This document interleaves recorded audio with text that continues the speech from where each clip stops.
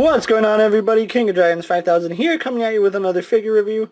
Today we'll be having a look at the DC Comics Multiverse Toys R Us exclusive Wonder Woman. Of course, this is Wonder Woman from her appearance in the Wonder Woman movie.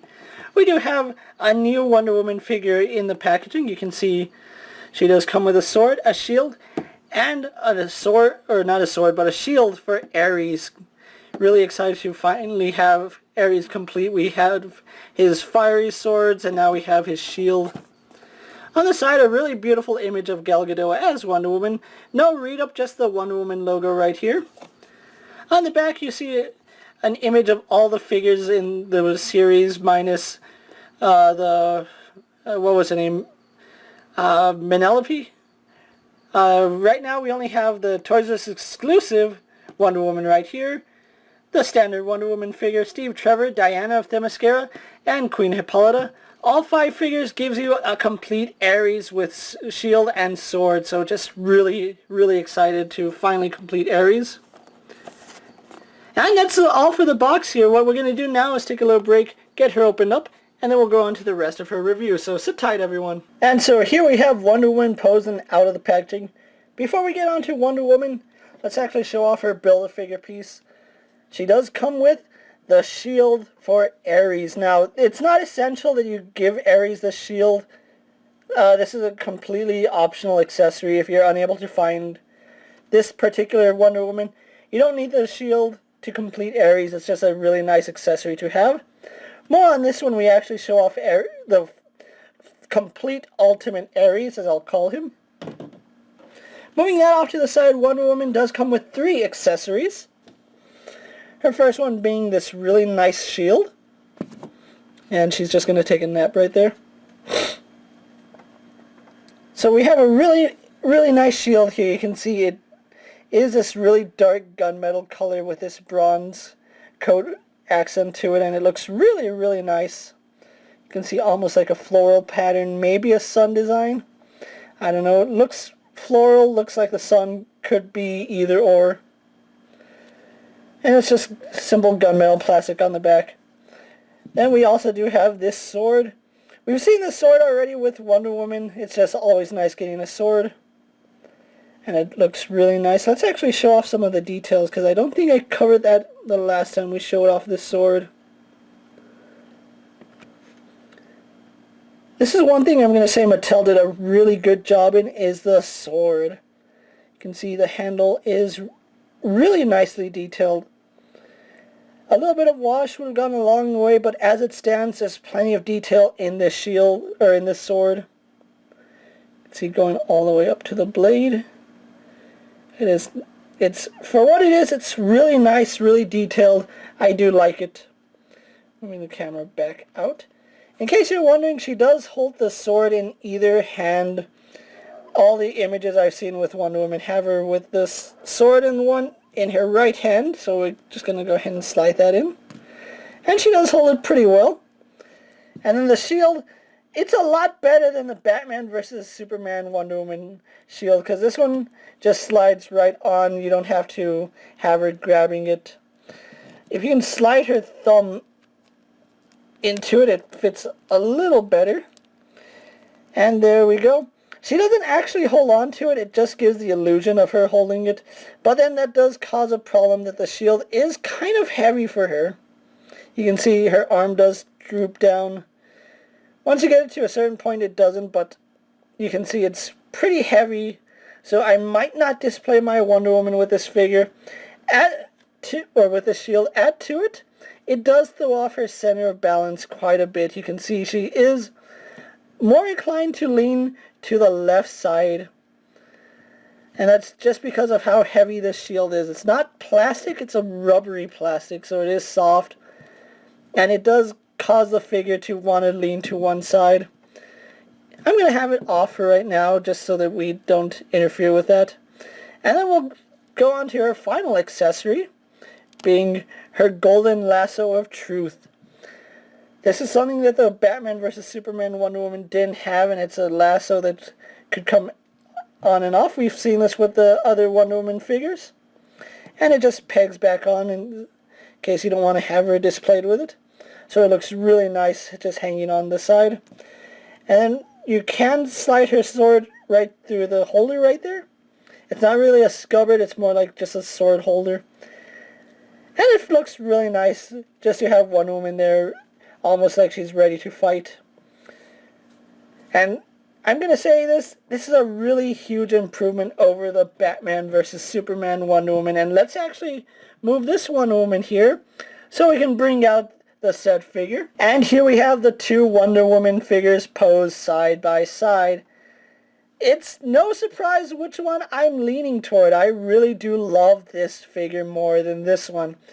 This one, for what it was an okay figure. It's not great, nothing to write home about.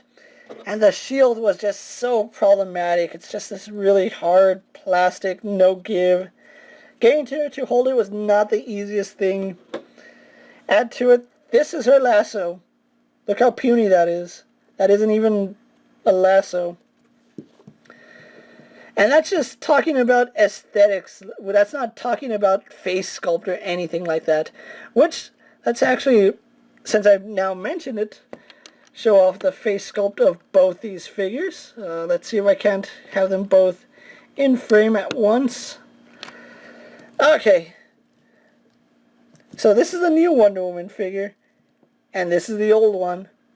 Which one do you think I prefer? The answer is this Toys R Us exclusive one. This one was terrible. This figure is dreadfully awful. Everything about the head sculpt of this figure is wrong. This one looks so much better. This one actually looks like Gal Gadot from more angles. This one kind of looks like Cher or some guy trying to cross-dress or crossplay. Is that what it's called when a guy dresses as a girl as a Wonder Woman?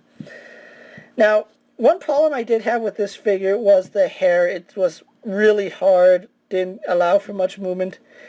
This one improves everywhere on this figure, so you can finally throw away this figure because we have our definitive Wonder Woman for the cinematic universe right here. The hair is really, really soft. Even back here, it's even softer on her back. That is so much better than that hard plastic because now she can actually turn her head left and right. You do have to avoid her shoulder strap, but that's an easy fix, and just having that additional head movement provides so much more display options. As far as I can tell, the only new thing about her is the face, although looking at the skirt pieces, besides the Batman vs. Superman having that silver accent, this one looks like it's cut a little more, although it is a little softer on the new Wonder Woman figure. This one is a little bit rougher. And then the colors are...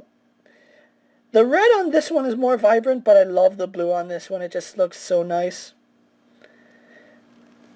And it looks like the slits in this one's skirt go higher than this one. So this one does provide a little more articulation. But overall, this one is just so much better, in my opinion. And I'm pretty sure anybody who has this figure is going to tell you the same thing, that this Wonder Woman trumps this one. So let's actually get that one out of here. Let's never speak of that figure again, because now we have the really perfect, or as perfect as Mattel will give us, because there's still issues that could be had here, and let's actually talk about that now. Her head is on a ball joint. She can look down, and if her head had a little more range, she could look up better. But she does tilt her head slightly. You're not getting much out of that, but you can finally rotate her head, and that's really good, really called for. Arms on a ball joint go out to about that far. Do a full 360. Let's get the sword out of there. She spins at the bicep. Single joiner at the elbow. And then again we get this forearm swivel that is completely useless. No idea why Mattel keeps insisting that this is a really good point of articulation, because it's useless. And then we also do get a wrist swivel. No ab crunch, which unfortunately is something Mattel needs to work on. Wonder Woman needs an ab crunch. It would really help with dynamic posing. Without that ab crunch, it does limit her posability. But we do get a waist swivel, which works really nice. Legs do go forward and back. They go out to about that far. She spins above the knee, single jointed at the knee. She has a hinge in the foot, and no boot swivel, although on mine, this ankle is pretty loose, so might have to touch that up a little bit, but we'll see. But overall, I welcome this figure. It is a really good update to a really terrible figure, I might say so. But anyway, let's actually get Wonder Woman posed so we can go on to my final thoughts, and then we'll wrap up this review. So sit tight, everyone. So here we have the Toys R Us exclusive Wonder Woman pose for my final thoughts. Overall, a welcome update to a figure, and you can already see that head joint is providing better articulation and better posing options than this figure. This figure was basically stand there and look like Wonder Woman. Well, this one actually looks and feels like Wonder Woman. However, the loose ankle on mine does make it a little hard for her to stand. Add to it, the shield right here does make her a little heavy depending on what side you have her holding it on. But the ankle is probably just quality control and it's just mine. The shield, however, be aware of how you're posing her, because if you have her something like this, it does throw her center of gravity off quite a bit and she starts leaning forward. If you have it in the back, it kind of balances out a little bit better. But once you get her balanced just right, she should stand perfectly fine. Like I said, the only problem on mine is that really loose ankle, and it doesn't want to decide what side it wants to go to. But overall, I welcome this updated figure. I do have complaints that they need to really redo this arm. This is not a good design. Add to it, give Wonder Woman an ab crunch right here. That is really useful. And stop using red plastic. Go with the flesh tone molded color so that this blends seamlessly, and then paint the red. Don't paint skin tone, especially when there's so much of it. It makes more sense to have skin tone colored plastic with this painted red and gold than the setup they have now, because as it stands you can obviously tell that that's two different colors.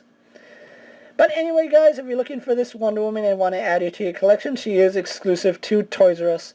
I went in before work to see if they had anything, and lo and behold, this was the only one I saw. I did see one behind the customer service desk, which is probably for another person, and they were probably holding it for them. But as it stands, I really do recommend this Wonder Woman. Go ahead and throw out your Batman vs. Superman Wonder Woman. You don't need that one anymore, so just throw her in the trash, because that's where that figure belongs, in the trash. But anyway, thanks for watching this review, guys. Hope you guys enjoyed. Don't forget to like this video, leave a comment, subscribe to my channel. Go check out all my other Wonder Woman figures, as well as all my other DC Multiverse reviews. They're all up if you want to go check those out. And as always, if there's a figure you guys would like to see me review, go ahead and let me know down in the comments, and I'll do my best to bring that video for you guys, if it fits in my collection. If not, sorry about that. But anyway, I'm KingofDragons 5000, and I'll see you guys later. Take care, everyone. My dream.